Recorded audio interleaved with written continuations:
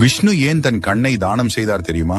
புராணங்களின்படி அசுரர்களின் கொடுங்கோன்மையால் பாதிக்கப்பட்ட தேவர்கள் விஷ்ணுவிடம் பிரார்த்தனை செய்தனர். அப்போது சிவனிடமிருந்து வரத்தை பெறுவதற்காக விஷ்ணு கடும் தவம் செய்தார். முக்கண்ணனான கடவுள் சிவனுக்கு விஷ்ணு பகவான் 1000 தாமரை மலர்களை கொண்டு பூஜிக்க நினைத்தார். அப்பொழுது தனது திருவிளையாடலை நிகழ்த்த நினைத்த சிவபெருமான் 1000 ஒரு தாமரை மலரை மறையச் செய்தார். தாமரை மலர்களை அர்ப்பணித்த போது 999 தாமரை மலர்களே இருந்தது.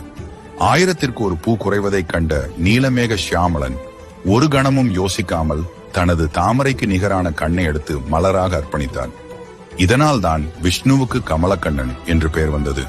விஷ்ணுவை சோதிக்க சிவன் இப்படி செய்ததாக கூறப்படுகிறது. விஷ்ணு பகவானின் அர்ப்பணிப்பை கண்டு மகிழ்ந்த சிவபெருமான் சுதர்சன சக்கரத்தை வழங்கினார். அதன் பிறகு விஷ்ணு சுதர்சன சக்கரத்தால் அசுரர்களை கொன்று தேவர்களுக்கு மகிழ்ச்சி